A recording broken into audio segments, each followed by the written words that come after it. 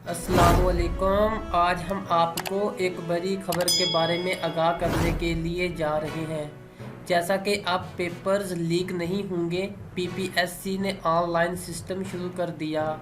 Public service commission PPSC ने papers leak होने की रोकथाम के लिए एक नया ऑनलाइन सिस्टम कायम किया है।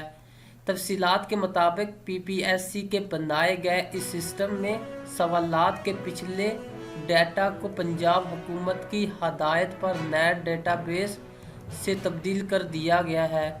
डेटा चोरी रोकने के लिए अफसरान और वर्कर्स को सख्त एसओपीज दिए गए हैं, जिसके तहत किसी को भी पीपीएससी ऑफिस में स्टोरेज डिवाइसेस लाने की इजाज़त नहीं होगी।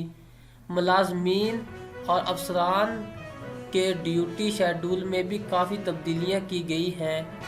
पीआईटीबी की मदद से पीपीएससी ने इशारा दिया है कि राजदारी को बरकरार रखने के लिए इजाफी एहतियाती तदाबीर इख्तियार की जाएंगी। ये खबर मुसाबकती इम्तहानात के इंचार्ज सूबाई एजेंसी के पेपर लीक होने की बार बार रिपोर्ट्स पर हलचल मचाने के बाद सामने आई है। पंजाब एंटी करप्शन एस्टेब्लिशमेंट ने गुज़श्ता साल मार्च में पेपर लीक केस के सिलसिले में 7 अफराद को गिरफ्तार किया था। मुलजमान ने मुबैना तौर पर क्वेश्चन पेपर्स लीक करने पर 8 लाख रुपए रिश्वत ली थी।